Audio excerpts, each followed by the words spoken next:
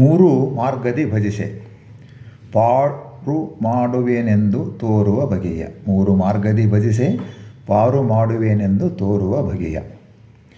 ನಿಜವಾದ ಹರಿಭಕ್ತನು ಹೇಗೆ ಇರುವನು ಮತ್ತು ಇರಬೇಕು, ಹೇಗೆ ಇರುವನು ಮತ್ತು ಹೇಗೆ ಇರಬೇಕು ಎನ್ನುವ ಕಿವಿಮಾತನ್ನು ಗೋಪಾಲದಾಸರು ತಮ್ಮ ಕೃತಿ ಮೂರು ನಾಮಗಳ ಧರಿಸಿದ ಕಾರಣವೇನು ಸಾರಿ ಪೇಳಲು ಈಗಲೇ ಅಂತಕ್ಕಂಥ ಒಂದು ಪರಮಾತ್ಮನನ್ನು ಭಜಿಸಿದ ಕೃತಿಯಲ್ಲಿ ಈ ತತ್ವವನ್ನು ಹೇಳಿದ್ದಾರೆ.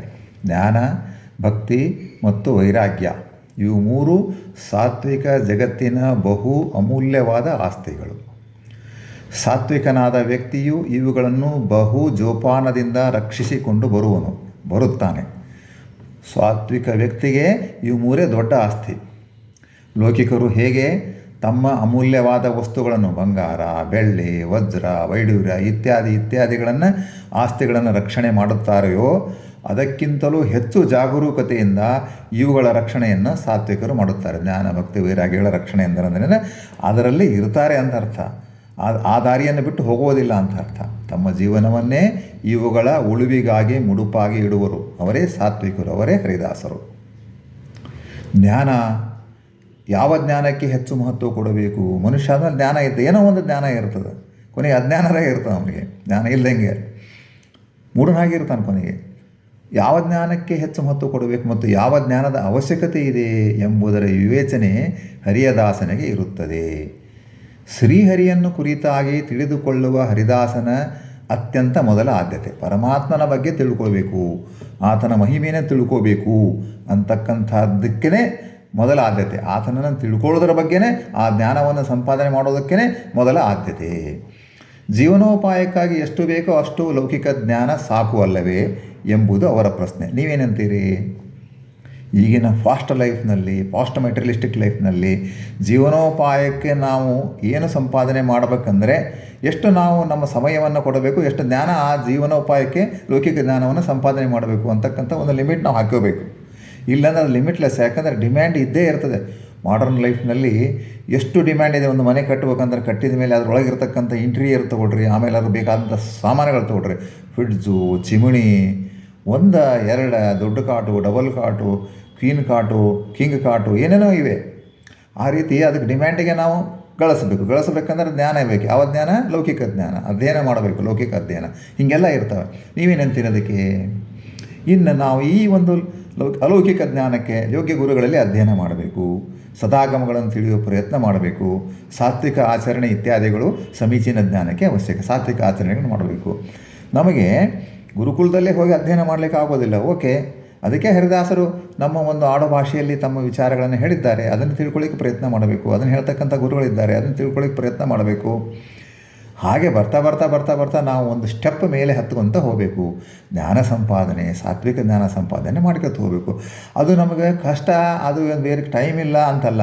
ಅದನ್ನೇ ಒಂದು ನಮ್ಮ ಟೈಮದಲ್ಲೇ, ಉದಾಹರಣೆಗೆ 1 ಮಗು ಇದೆ, 2 ಮಗು ಇದೆ, 3 ಮಗು ಇದೆ ಅಂದ್ಕೊಟ್ರೆ, 1 ಮಗು ಇದ್ದ ತಾಯಿಗೂ ಅಷ್ಟೇ ಟೈಮು, 3 ಮಗು ಇದ್ದ ಟೈಮಿಗೂ ಅಷ್ಟೇ ಟೈಮು. ಆ ತಾಯಿ ಹೇಗೆ 3 ಮಕ್ಕಳನ್ನು ಸಂಪಾದನೆ ಪೋಷಣೆ ಮಾಡೋದಿಲ್ವಾ? ಆ ರೀತಿ ನಾವು ಕೂಡ ನಮ್ಮ ಜ್ಞಾನವನ್ನು ಅಭಿವೃದ್ಧಿ ಮಾಡಲಿಕ್ಕೆ, ಸಾತ್ವಿಕ ಜ್ಞಾನವನ್ನು ಅಭಿವೃದ್ಧಿ ಮಾಡಲಿಕ್ಕೆ ಸಾತ್ವಿಕ ಪ್ರಯತ್ನವನ್ನು ಮಾಡಬೇಕು. ಅದು ಒಂದು ಜ್ಞಾನ ಬೇಕು. ಪರಮಾತ್ಮನ ಜ್ಞಾನ ತಿಳ್ಕೊಬೇಕು ನಾವು. ಇನ್ನು ಭಕ್ತಿ, ಪರಮಾತ್ಮನಲ್ಲಿ ಪರಿಶುದ್ಧವಾದ ನಂಬಿಕೆಯನ್ನು ಇಡುವುದು ಭಾಳ ಮುಖ್ಯ. ಪರಮಾತ್ಮನ ನಂಬಿಕೆನು ನೀನೇ ಬೇಕು, ನೀನೇ ಸಾಕು, ನಿನ್ನ ಒಂದು ಅನುಗ್ರಹ ಬೇಕು ನಮಗೆ. ನೀನು ಬಹಳ ದೊಡ್ಡವನಿದ್ದೀರಿ, ಅನಂತ ಗುಣ ಪರಿಪೂರ್ಣ ಇದ್ದೀರಿ, ಕಲ್ಯಾಣ ಗುಣ ಪರಿಪೂರ್ಣ ಇದ್ದೀರಿ, ಆದ್ದರಿಂದ ನಿನ್ನನ್ನು ನಾನು ನಂಬ್ತೀನಿ. ಹಂಗೆ ನಂಬೋದ್ರಿಂದ ನೀನಾಗ್ತಾನೆ, ನೀನು ನನ್ನನ್ನು ಈ ಸಂಸಾರ ಬಂದಿಂದ ಪಾರು ಮಾಡ್ತೀವಿ ಅಂತಕ್ಕಂಥ ವಿಚಾರದಿಂದ ಅವನಲ್ಲಿ ಅನನ್ಯವಾದಂಥ ಚಿಂತನೆ ಮಾಡೋದೇ ಭಕ್ತಿ. ಪರಮಾತ್ಮನ ಮಹಿಮೆ ಅಪಾರ, ನಂಬಿದ ಭಕ್ತರನ್ನು ಉದ್ಧರಿಸುವನು ಅಂತಕ್ಕಂಥ ನಂಬಿಕೆ ನಮಗಿರಬೇಕು. ನಂಬಿದ ಭಕ್ತರನ್ನು ಉದ್ಧಾರ ಮಾಡ್ತಾನೆ ಅಂತಕ್ಕಂಥ ನಂಬಿಕೆ ಇರಬೇಕು. ಭಕ್ತಿಯು 9 ವಿಧವಾದದ್ದು ಅಂತ ಹೇಳುತ್ತಾರೆ. ನವವಿಧ ಭಕ್ತಿ, ಶ್ರವಣವೇ ಮೊದಲಾದ ನವವಿಧ ಭಕ್ತಿಯ ತವಕದಿಂದಲೇ ಕೊಡು ಕವಿಜನ ಪ್ರಿಯ ಪವಮಾನ ಅಂತ ಹಾಡಿದೆ. ಪರಮಾತ್ಮನಲ್ಲಿ ನವವಿಧ ಭಕ್ತಿಯನ್ನು ಮಾಡುವುದು ಅತಿ ಅವಶ್ಯಕ. ಇನ್ನು ವೈರಾಗ್ಯ, ಸಾಮಾನ್ಯ ಮನುಷ್ಯನಿಗೆ ಲೌಕಿಕ ಆಸಕ್ತಿ ಬಹಳವಾಗಿರುತ್ತದೆ. ತಾನು ತನ್ನದು, ತನಗೆ, ತನ್ನಿಂದ ತನಗಾಗಿ, ತನ್ನವರು, ತಾನು ತನ್ನದು, ತನಗೆ, ತನ್ನಿಂದ ತನಗಾಗಿ, ತನ್ನವರು ಇತ್ಯಾದಿ ಅದೇ ಅವನ ಒಂದು ಜಪ, ಅದೇ ಅವನ ತಪ. ಕೇವಲ ಲೌಕಿಕ ಉನ್ನತಿಯನ್ನು ಸಾಧಿಸುವತ್ತಲೇ ಆತನ ಚಟುವಟಿಕೆಗಳು ಇರುತ್ತವೆ. ಆಧ್ಯಾತ್ಮ ಚಿಂತನೆಗೆ ಆತನಿಗೆ ಸಮಯವೇ ಇಲ್ಲ. ಮಾನವ ಜನ್ಮ ಬಂದಿದೆ, ಸ್ವಲ್ಪವಾದರೂ ಲೌಕಿಕ ಚಿಂತನೆಯನ್ನು ಬಿಟ್ಟು ಬಿಡುವುದು ಆತನಿಗೆ ಸಾಧ್ಯವಾಗುವುದು. ಚಿಂತನೆ ಬಿಟ್ಟು ಬಿಡುವುದು ಆಗುವುದಿಲ್ಲ, ಲೌಕಿಕ ಚಿಂತನೆಯೇ ಇರ್ತದೆ. ಕುಂತರು ನಿಂತರೂ ಲೌಕಿಕ ಚಿಂತನೆ, ಆಮೇಲೆ ಸ್ವಪ್ನದಲ್ಲೂ ಅದೇ ಚಿಂತನೆ. ಲೌಕಿಕದಲ್ಲಿನ ಅವಶ್ಯಕತೆಗಳಿಗಾಗಿಯೇ ತನ್ನ ಜೀವನವು ಎನ್ನುವ ಮಟ್ಟಿಗೆ ಆತನು ವ್ಯವಹಾರ ಮಾಡುವನು.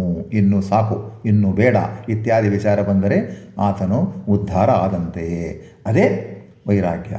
ಜೀವನದಲ್ಲಿ, ನಮ್ಮ ಒಂದು ಲೌಕಿಕ ಜೀವನದಲ್ಲಿ ವಿರಕ್ತಿಯನ್ನು ತಾಳಬೇಕು, ಬೇಡ ಅನ್ನಬೇಕು, ಮತ್ತು ನೀನೇ ಬೇಕು ಪರಮಾತ್ಮ, ಬೇರೆ ಎಲ್ಲ ಸಾಕು ಅನ್ನಬೇಕು. ಅದೇ ವೈರಾಗ್ಯ. ಜಗತ್ತಿನಲ್ಲಿನ ಲೌಕಿಕ ವಿಚಾರ ವ್ಯವಹಾರಗಳು ನಮ್ಮನ್ನು ಆಕರ್ಷಿಸುತ್ತವೆ, ಅವುಗಳತ್ತ ಮನಸ್ಸು ಹಾಕುತ್ತೇವೆ ಮತ್ತು ಮುಖ್ಯವಾದ ಮೂರನ್ನು ಮರೆಯುತ್ತಾ ಸಾಗುತ್ತೇವೆ. ಜ್ಞಾನ ಭಕ್ತಿ ವೈರಾಗ್ಯವನ್ನು ಮರೆಯುತ್ತಾ ಸಾಗುತ್ತೇವೆ. ಇದು ಕಲಿಯುಗದ ಮಹಿಮೆ. ಹಾಗೆ ಆಗದಂತೆ ನಾವು ನೋಡಿಕೊಳ್ಳಬೇಕು. ಅದಕ್ಕೆ ಏನು ಮಾಡುವುದು? ಸಾತ್ವಿಕರೊಡನೆ ಒಡನಾಟ, ಸಾತ್ವಿಕ ವಿಚಾರ, ಮನಸ್ಸಿನ ಹಿಡಿತ, ಧ್ಯಾನಾದಿಗಳಲ್ಲಿ ತೊಡಗಿಕೊಳ್ಳಬೇಕು. ಗುರುಗಳು ಹೇಳಿದ ಮಾರ್ಗದಲ್ಲಿ ನಡೆಯಬೇಕು. ಭಕ್ತಿಯ ಮುಕ್ತಿಗೆ ಆಧಾರ ಎನ್ನುವುದನ್ನು ಮರೆಯಕೂಡದು. ದಾಸರ ಪದಗಳನ್ನು ಹೇಳಬೇಕು, ದಾಸರ ಪದದ ಚಿಂತನೆಯನ್ನು ಮಾಡಬೇಕು. ಮೂರು ಲೋಕಗಳಿಹವು ಮೂರು ರೂಪನು, ನಾನು ಮೂರು ಮಾಳ್ಪೆನು, ಜಗವ ಮೂರು ಗುಣದಿ ಮೂರು ತಾಪವಾಗಿದ್ದು ಮೂರು ಮಾರ್ಗದಿ ಭಜಿಸಿ ಪಾರು ಮಾಡುವೆನೆಂದು ತೋರುವ ಬಗೆಯ. ಆದ್ದರಿಂದ ಪರಮಾತ್ಮನನ್ನು ನಾವು ಏನಪ್ಪ ಅಂದ್ರೆ ಒಲಿಸಿಕೊಳ್ಳಲಿಕ್ಕೆ ಪ್ರಯತ್ನ ಮಾಡಬೇಕಂತಕ್ಕಂಥ ವಿಚಾರವನ್ನು ಗೋಪಾಲದಾಸರು ಬಹಳ ವಿಶೇಷವಾಗಿ ಹೇಳಿದ್ದಾರೆ. ಗೋಪಾಲದಾಸರ ಈ ಚಿಂತನೆಯನ್ನು ನಾವು ಮತ್ತೆ ಮಾಡೋಣ. ಹರೇ ಶ್ರೀನಿವಾಸ, ಹರೇ ಕೃಷ್ಣ.